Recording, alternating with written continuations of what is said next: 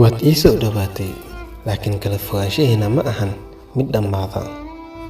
Sheekada jaceylkeena weli waa qabyo, ma ahan mid dhammaystiran. Qasab ma ahan waxa samada ku nool iyo waxa dhulka ku nool inay wada kulmaan. Jaceylka dhabta ah waa jaceyl aan kala fogaansho aan lahayn. Nolosheedana midabo badan ayay lahayd. Markaad adiga ii dhabeed waxay ila naqatay markaad ila joogtay inaad dhex joogo jannadii adduunka. Waqtigii aan islahaa inaad magacayga meel ku qortid ayaa khilaaf ku beermay. Sheekadeeni jacayl weli ma aysan dhammaan, waa mid qabyo ah oo u baahan dhammaystir.